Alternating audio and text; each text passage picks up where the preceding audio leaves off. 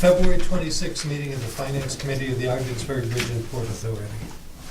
And the first item on our agenda is a report on the January 2018 financial statements. Thank you, Jim. Okay. I added for lack of a better term, a highlights page this month, And that's which it. I think will read well. You should expect to see the good and the bad and the ugly in that document from here forward. So on the balance sheet, highlights of the balance sheet, there's a lot of activity on the financing side in January. So first thing that came up was we made our final bond payment on the border station loan, or bond payment, in January 2018. The other thing that happened as a result of the second tier of financing with the line of credit with Tompkins Trust, we made over $900,000 in payments from that remaining balance. The remaining balance at that time was roughly $1.1 million. So there were $200,000 of those old AP project payables that we were not able to make. We've made a small chunk of those payments since that date, on one particular vendor, paying them off. And then the other balance sheet highlight is the New York State retirement obligation. Historically has been paid 2, 3, 4 months behind or longer. We were able to make that payment on time this year. We had to borrow from other funds to do that, but we did make that retirement payment on time.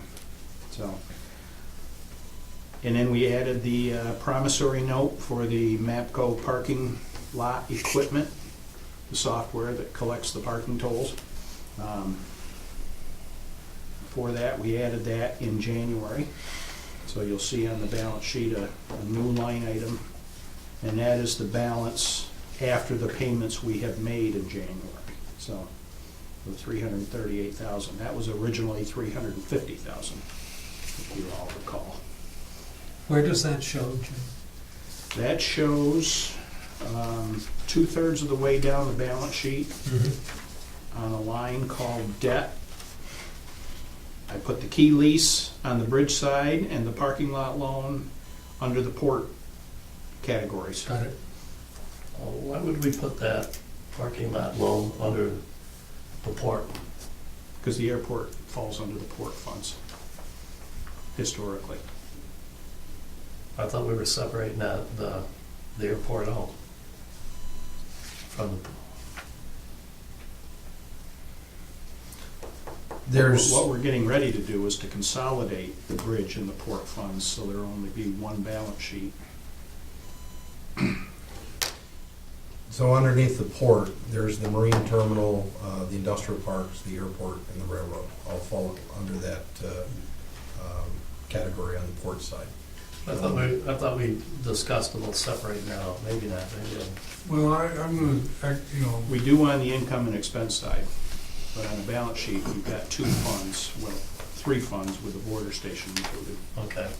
I think what Doug is gonna ask, and I'd say the same thing, is the fundamentals of the port running its own operations, okay, and, okay, and the airport doing its own thing, whatever it might be. But what you're saying is, when you put all things together, from an accounting standpoint, the balance sheet tells how the two are doing together? Yes. Okay. Would this be difficult to separate out? Is it a major issue? You could not separate out any one of the divisions via the balance sheet, because you only have one general fund checking account. Got it. Oh, now that makes sense. And all the money ends up in that same account. So in payables, for example, you have one payable listing that includes payables for the port, the railroad, Okay. the airport, et cetera, et cetera. Well, is it satisfactory to you when we or you have questions to be able to ask them and see if we can get separated information? Oh, yeah, if I need it, just come in and see them. And, You know, rather than Yeah. changing the for format. sure. yeah, I don't want to change the format. I just thought there was a discussion at one time about separating these things out so we actually know what's Right. going on. And you do that on the income statement. Yeah, the income statement. I see that. Yeah. Okay, that's good. That's fine. But if I asked you, I mean, so you just said income versus expenditures, and I'd say, how is the port doing? And you'd say it's whatever. And then I would ask the same question with regards to the airport, and I would get the same answer, separating themselves from what they are. But when you got the general fund, which you're saying now, I didn't think of it that way before, and I've been here a while, yeah, it actually does go all back into the one pot. Okay. But like you say, Doug, we want to know how each, Yeah, and that comes out on the income. I just thought we had discussed. But that's fine. I well, I don't think the business model's changed, it's just the way Yeah. he's accounting it. Yeah, I know. That's fine. Okay. So those are the highlights on the balance sheet. Other than that, it was relatively uneventful for January. You can see the total accounts payable line with all the payables paid towards the loans. We've had payables drop down to 1.2 million. They were, I believe at the end of December, they were over $5 million.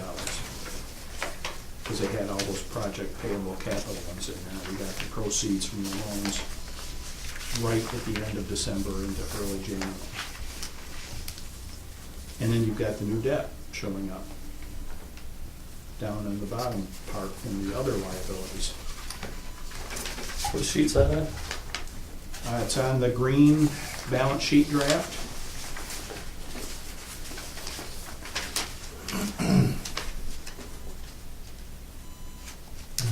Debt, mortgages, notes. Correct. Oh, I see. Okay.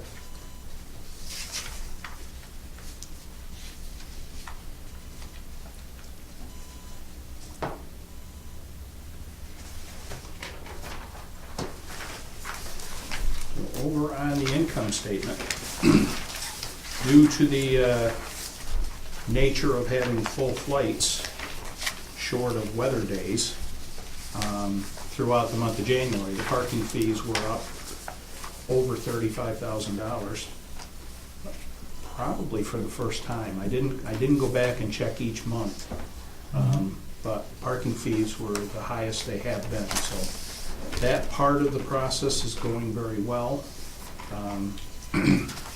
Hoping that continues because we have some makeup to make up on the promissory note. We have, through March 2018, we had about 15 payments to make up. As of the end of January, we had made up 6 of those payments. So, and then another 3 in February. So that is self-sustaining, and we haven't had to fund that, even though we had the backlog in the promissory note payments. Airport Leo invoices were overstated in December. You'll notice on the current period financial statement, you'll see a credit under professional fees of $8,200. That's a result of booking something incorrectly in December and then reversing it out in January. So Help me with what Leo is law enforcement officers got it. contract with the city of Ogdensburg for security coverage. Yep. We overpaid that? We didn't overpay it, but we overexpensed it. Okay. I think we inadvertently put November in twice Okay. and then corrected it in January. We didn't catch it in December when we should have. Airport maintenance had 3 orders of de-icer in the month of January, $35,205. We kind of have handled those as extraordinary items. But whether they're extraordinary items or just the cost of doing business is up for argument. Need more history. This winter's been a little bit harsher than it has been in the last couple of winters. So, and I think our de-icer use is accordingly has been higher. I think tomorrow in the airport meeting, I want to talk about the icing and all those expenses that we do have and how we make different judgments of when to and when not to. I know customer service is a priority, safety is obviously the priority, but I also kind of wonder, and I don't know, I've never been in the airport business before, and I know I don't want to make any customers upset, whatever, but somewhere along the way, you spend $20,000 or $10,000, $11,000, and the flight doesn't go, and you start thinking, well, wait a minute, what was the judgments involved? And you know, we're tightening our belts here or whatever, and you say, all right, we're just not gonna fly. I mean, because that particular day, I mean, that's something we need to talk about tomorrow, because that money is, I don't say we throw bad money after, good money after something bad, but I think something we need to understand policies and procedures on how we use that kind of chemical. It'd be a well-timed conversation as well, because there's an additional $25,000 purchase on the agenda for DSA. Yeah, I mean, So it's, I think that's part of doing business, number one, but I think the biggest problem with this whole de-icer and stuff is we've got to have better communication with Allegiant. Allegiant's got to have better communication with us. And I think it's a combination. And, I think there's some problems there. And that's. I wonder yesterday I was at the airport for 5 hours, going back and forth, I just like, to be there and see what, our operational situations are. And I kind of wonder from the pilot side that pilots having flown in here before are uncomfortable. Okay, and so yesterday what do you want to say, the status of or the landing capabilities of the plane was there, but the pilot said no. And it's like, why is that? I mean, and so the pilot took the plane back to Pittsburgh and put another pilot in, and he flew the plane in. And it's like, those are, like you say, those are troubling things, because I don't think the people have come here to realize how long the runway is. I'm not sure what the mentality is, but I don't know about pilot and glide slopes coming in, but there's a lot to do with how you come into an airport, and so it's troublesome that we get to that. But I guess that's the freak of this business of the weather tells you, and the skill of the pilot, and what we do all plays in. Yeah, and to play devil's advocate, I mean, we could put a ton of money down, and they decide not to come. We're not coming. Correct. And they have. So where does that leave us, policy wise? Now if we don't do it, all right, and they want to land, now we're dead in the water. It's our fault. Right. So I think it's one of the benefits and one of the challenges of running an airport. At the end of the day, the safety is always in the pilot's hands. Absolutely. Yesterday is a perfect example. Four bags expended yesterday, I believe. I think they 2 were pre-treated. 2 and 2. 2 and 2. I So believe. bottom line, in that case, $6,000 basically, $7,000. At the end of the day, the flight left when it should have left down south. Came up here. Runway conditions were 555, as you'll hear tomorrow, and there was some slush on the runway. Well, one of the issues is we have a 6,400-foot runway. When you have a pilot that has not flown in here before necessarily, you have a fully loaded plane with fully loaded bags. You have extra weight associated with it, and you had a pilot-based decision yesterday that diverted the flight to Pittsburgh. Dispatch said land. Runway conditions were 555, which is no worse than wet. However, the pilot, because of the load, because of the weight, and everything else, made the decision to divert to Pittsburgh. So the implications of that were that those passengers spent an extra 4+ hours in the air plus an hour on the ground in Pittsburgh yesterday before they got here. The folks in the hold room spent extra time there, and hopefully extra money on our new concession stand that we have there as well. And you know, it's one of those things. Safety is always first, but there are conditions where we can easily spend a $15,000 bill on the runway between the manpower and the materials and not have a single plane. I guess that's, if you look at it, it's the price of doing business. Yeah. I'm sorry. No, it's just, One issue, like, what do you think of when you hear slush? You think of, Oh, I think of the road, They're like, and I saw it. but with the FAA, if you've got an 1/8 or a 16th of just a little bit, we're almost, you couldn't This skid is on it, slush. is that you have to call it slush. But I mean, if you could parse those things and talk to the pilot directly, go, don't worry about, if I was somebody, but you can't do that. You can't say, you have to say slush. So his idea of slush and what we see might not be the same thing. So then in his mind, that's where that all comes about, because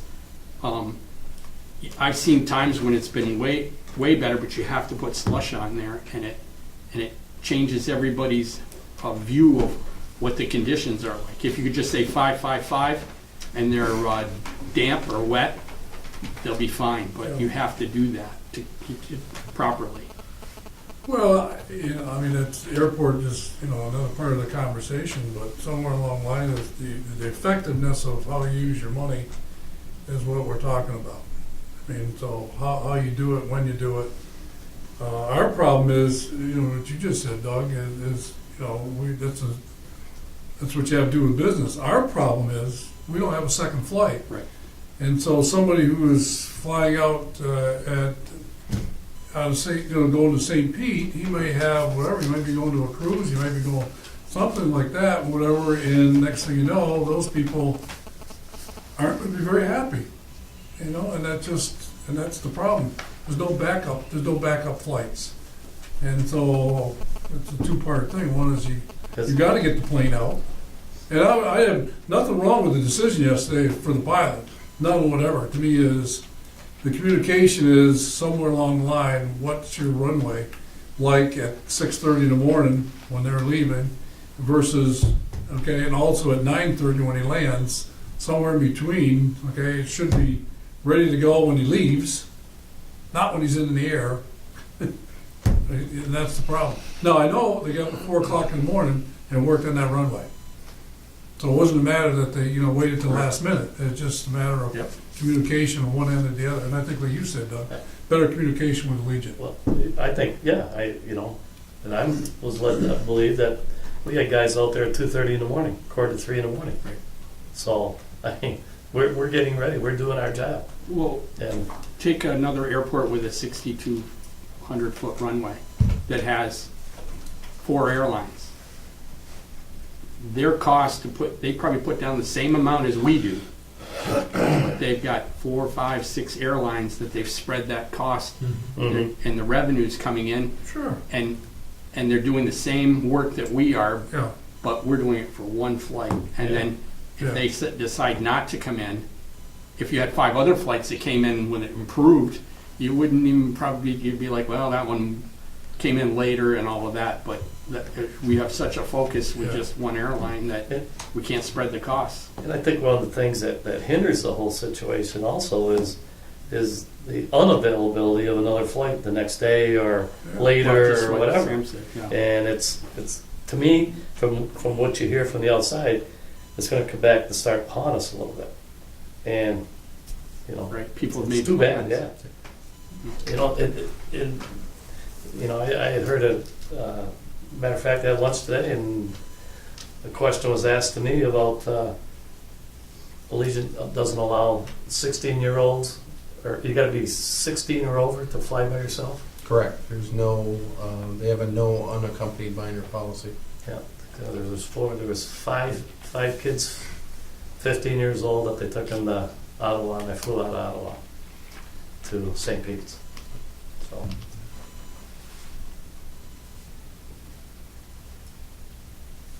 Well, just Well- hopefully that if we attend these meetings that, and we've said this all along, and hopefully if we get another airline and more flights in here, I hope we're ready and capable of taking that on immediately. And that's one thing that I've always talked about, is we've got to be ready for the next one, whether it's tomorrow, whether it's 6 months. You know, we can't wait till 6 months down the road and then say, well, geez, Yeah. we got an opportunity for 30 days or whatever, but, and we can't do it because we're not ready. Well, I think we've gotten better. I'll say that. We've gotten better. Go ahead, John. Okay.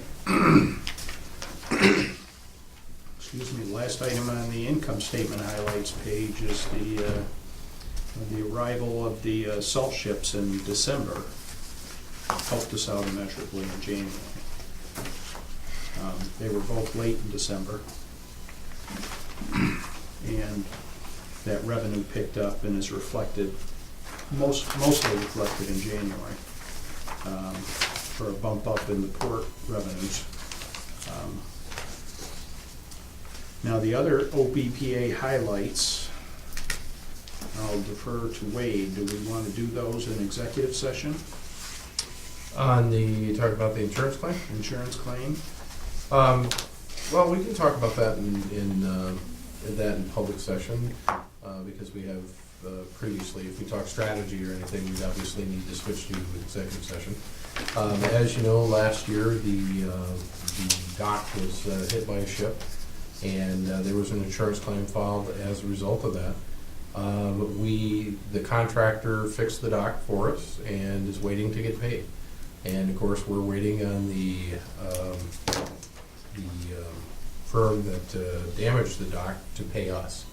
So we're at the point now where there's been enough of a runaround on the other side of things, where it is time for them to either pay up or hire a very expensive maritime lawyer and force the issue on our side of things. So that's, I mean, it's kind of Cliff Note version, but Steve or Jim, am I missing anything there? No, I think the difficulty for me is just to get information about where the claim sits and why it hasn't been paid. Well, I don't understand why we're involved. It's the insurance company and the ship. So somewhere along the line, I mean, to me, is why do I have anything to do with this? So we got to pay the contractor. It's our dock. No, What? It's our dock. they didn't hire the, we Well, hired- yeah, but we had to they hire the damaged it, contractor. the insurance company pays, we have nothing to do with it. But they aren't gonna hire the contractor, that's our, We hired the contractor. it was based on our engineering of Right. the and damage so- that was done to So us. the insurance company says, I agree. It's just like I wreck a car, I'm gonna go to Mort Backus and fix my car, and okay, and I'm all done. Yeah, it They should ain't be, gonna come to me for the it money. should just be a pass-through. Half that project, the money should have been coming, but that was what we were told. And it's just not, it didn't happen, Well, I don't think it should come out of our pocket. yeah. Lawyer fees, whatever, right? And there's nothing that we have anything to do with this. Why should I be penalized? Sure. But if we don't get some satisfaction from the company, we will, by necessity, have to move to the litigation stage. Total project value on that is, $375,000. thank you. Whatever happens, if we have to go to the lawyer route, and I think something in this settlement is they should cover the attorney fees. It would be wonderful if that were the case. But as we've experienced many times, that would. And, you know, I look at this stuff and you say, what do we pay insurance for? You know, what the heck do we pay This is insurance great for? until you Well, need it. where's the insurance company on this? What are they doing? Right now, they're quite quiet. Well, wake them up. They did instruct us, January 25th, I believe, was the date we received an email saying it had been approved and submitted to the company for review and payment. And that was 1 month ago. So, How A long week have we had- ago, How long I- have we had insurance with this company? no, this isn't our insurance. This is Oh, our theirs, insurance. okay. It's theirs. This The is the- ship This is the vessels, the shipping Yeah. company's insurance coverage. So the vessels company. Well, I assume that if So the you, pickle that it puts us in is the contractor is threatening to sue us because we have not made payment. I assume that. And that will result in extra If we got into a court cost. situation, we'd need an expensive maritime lawyer. Yes, But this is highly specialized. Has the board's attorney written a letter to the insurance company? At this point. General counsel, no. General That counsel that has might be a indicated. reasonable intermediate, low-cost step. General counsel has indicated that this is not an area he's comfortable with and to hire a specialist in this area. And we can talk more about that at the executive session of the board. Sure. Okay. Is that How's finish the that repair? topic? Repair is fantastic, Great. right? Yeah, everything's fine. Very good. Yeah, End of November, everything was done, and the contractor did a great job, and we were under the understanding the money would be coming, and it's just, you just keep getting, oh, it's been approved, and it's in with the shipping company, and just nothing seems to follow through on what they say. country's a ship from.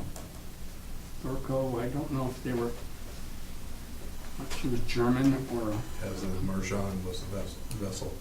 But I oh don't wait, recall. maybe Denmark, Denmark. I'm not sure. So when you have those foreign exchange rates too then, right? I think Oh, yeah. it would all be in US. Well, yeah, but I mean, they're just gonna take euros and transfer it over to dollars. So I say you're caught up in exchange rates. Yeah. Yep. You write a check for, say, 100,000 euros, or 1,000 euros, whatever, 100,000 euros, and it goes up, changes its, you're playing exchange rates. Playing exchange rates. Okay, I'm troubled by that, but I know you'll work through it. I see note number 2 about the E-Transit final contract installment. Yeah, that was a result of a conversation that Wade and I had with the company. They were looking for some $200,000 in amounts that we owed them. 120 ended up being legit, that we had not paid them. So we had been under the impression, and I think because of the transition of CFOs and communication, the final installment payment never got made to E-Transit. So we owe $120,000 plus a bond performance policy for $21,000 that we agreed to. This history with this company has been fraught with a little bit of, I don't know if I want to call it lackadaisical billing, but we haven't gotten invoiced on a lot of this stuff. So I think when the transition from Mr. Morrill to Mr. Head as an interim CFO and then to myself, there just seems to have been a breakdown, and we haven't gotten bills, so I think everybody here thought it was all paid in full and Sure. resolved. But it's not. They were also looking for 2 years of retrospective service contracts, $33,000 and $35,000 respectively, that we have denied at this point, and we're waiting for further discussion with the company. So, And that's where we did get the council involved and help us draft the appropriate letter to say, thanks, but no thanks. When the system failed, where'd that expense come from? Who pays that? When the system, when it broke down, Well, the contract, the system itself, as it stands today, has still not been formally accepted by the authority. The final documentation has not been provided on that. So the clock went by. They were given 2 letters, one in June, I think, and the other was in November of 2017. It said, get on the stick and get these things done. They were 2016, wasn't it? I believe it was 2016. yes, I'm sorry, 2016, not 17. But they got those things done. They had accounting changeover on their side of things, and I think what happened is they forgot to send the bill. They forgot to send that $120,000 bill. Then we had accounting department personnel changeover on our side of things. I even had IT go back into our records to see if he could find something. And I pinned down the gentleman from E-Transit on the phone. I said, look, show us proof that you sent this thing. You know, most of the other emails had come to Mr. Morrow. Show us proof that you'd sent it, because he had proof of everything else he was claiming. And the answer I eventually got was that, I'm sorry, I was sick during that time. Therefore, I did not send it out, and the administrative assistant at E-Transit sent that out by mail. So it's one of those things, did it get here, did it not? You know, it looks like it didn't, because it was never recorded in any of our, system. It is a valid bill, and through research, we looked at it and determined that we hadn't paid it twice or anything like that. And now it's just playing catch up on that side of things to make sure everything's up to par where it needs to be. Well, is it operational the way it's supposed to operate? Yeah. Okay. Yeah, works. Yeah. All the, went back, looked at those 2 letters that outlined what needed to be fixed. Everything in those letters was fixed eventually. It took them quite a while to do it. And, you know, it is what it is. Where are we with the service agreement? The service agreement, and as part of that letter, part of the response, we talked to him, but we also sent a follow-up. In that response, we had indicated, forget about the contract looking backwards, going forward, though. If you want a multi-year agreement, let's negotiate one. We'll get it before the appropriate committee and then the board That makes sense. for action. That makes sense. But anything prior to 3/31/2018 is a non-starter on our side. So. And Russ is up to speed and all the type of things that we need Russ to. Yes. There's some documentation and things they still, transit need to provide us. Okay. Well, this is another one of those things where you gotta, I don't say out of control, whatever, what we're doing with the accounting department, and I hope in practice, Jim, and your staff, whatever, that we can make sense of all this stuff and get back where we need to be. I know it takes time, but Tighten those controls up, so Yeah. that there aren't those surprises.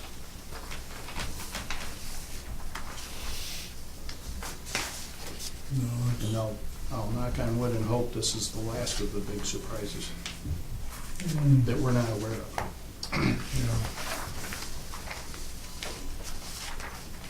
So that is it with the financial highlights. If you see the income statement, fairly close to break even. See how I put the depreciation down below the line. So you look at that net operating income to gauge how your cash flow statement is doing. The only thing lacking from the cash flow side would be the debt service payments, the principal payments on the debt, that would crisscross that small positive number to a small negative number. And then on the year-to-date side, we're showing a negative $438,000 through 10 months. And that also is a little higher as a result of the debt service payments. So, where are we with the grain bins? We all set there? grain bins are closer and closer. I believe there's one task remaining. Is that still outstanding? Yes. So, Yep. I think the parts have been ordered and the work will be done, and I think the grain bins will be up and operational. I don't know, soon, I guess. I would imagine We were shooting for June or July, I I think. think in our it's sooner budget. than that, yeah. It's just when the weather breaks. As soon as the weather breaks, Just we'll to be- continue we on should with be good the, to go. and then the training of the people, our people to operate it. So, just waiting for that. John, what do you see as a season of use of using the grain bin? Would we start needing it if we had product and stuff to move in April, May, and then, or is everything really based on the end of the year? Most of it's at harvest time. Harvest time, there's, Yeah, I mean, you could take some of the ingredient product, for example, that we presently get. And I've already talked to them and they're okay with us putting that in the grain bins. So that's an option right there, so you're freeing up space in the large flat storage sheds. mhm. The other product we handled, occasionally it was like citrus pulp, that comes in June, July timeframe. But otherwise, not until the fall harvest would you have an increased demand for storage.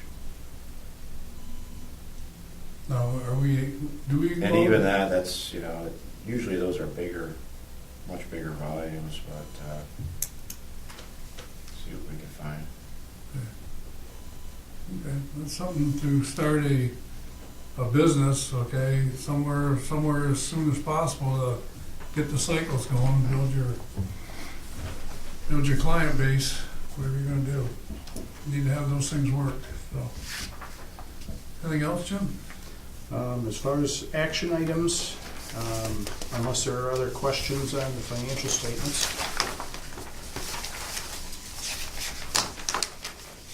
It is nice to have them current and out in your hands with sufficient enough times to review them. Thank Hope you. that serves well. It did.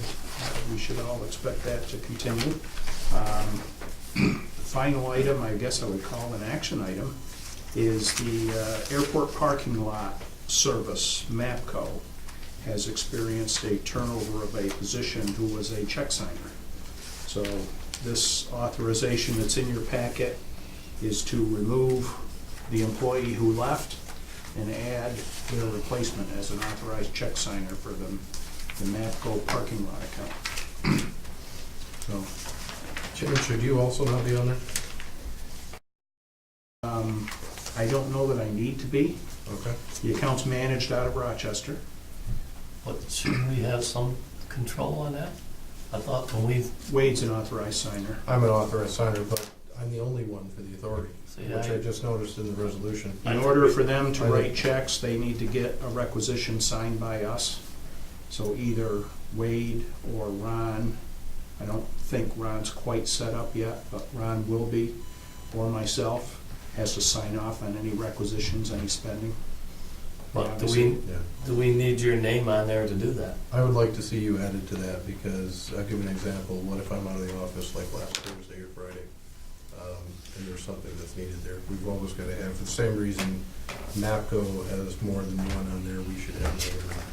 I agree. That way it's Yeah, I think, just from a redundancy Can we standpoint. adjust this authorization yeah. to put my name on Put your there? name Add on my there. name on there? I think that makes sense.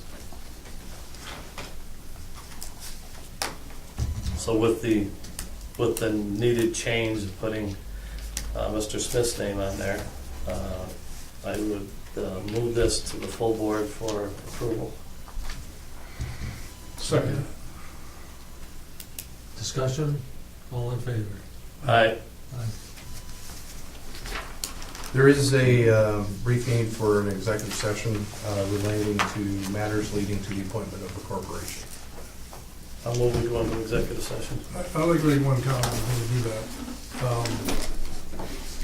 I'm really pleased, Wade and Jim, that we started this process. Separate itself from a meeting, say whatever, so we can have better discussion. For Chris here to have, his leadership skills to use, okay, to figure out, how we get ourselves back in alignment. Obviously, we need revenue, to get those things, whatever, but the process is what it is, and I'm pleased that we have a process now that a little more clearly defined what our goals are of this committee. So I think it's good. And I do also want to apologize to you, Mr. Coffin. Mr. Bogus is off today, and as Monday is his day off, I didn't require that he be in here for future finance committee meeting, because we had so many airport-related questions. We'll make sure that he's here as well. Absolutely My fine. apologies for that. Just a quick question. I noticed a story in the Watertown Times about the Thousand Island Bridge Authority considering a rate increase for tolls. Yes. Mhm. Does Ogdensburg generally follow the local market, the local charges? I'd be happy to explain that off camera. There's a couple things regarding policies and procedures I'd like to talk to you about and show Sure. you in from council's advice. Yeah, Sounds fun. different rules, Yep. folks, yeah. So, I'll second the motion to adjourn. go into executive session. Yeah, no, I mean, sorry, go into executive session, yes.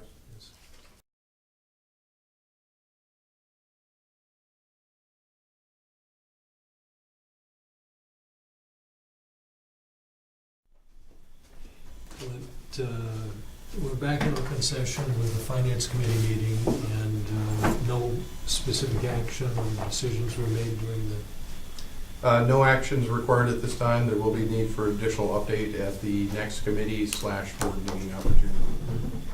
Well, we did have a resolution that we approved to go to the full board. That was during open session. That was done during open session. Oh, that was open session, we did that? Yeah. Okay. Yep.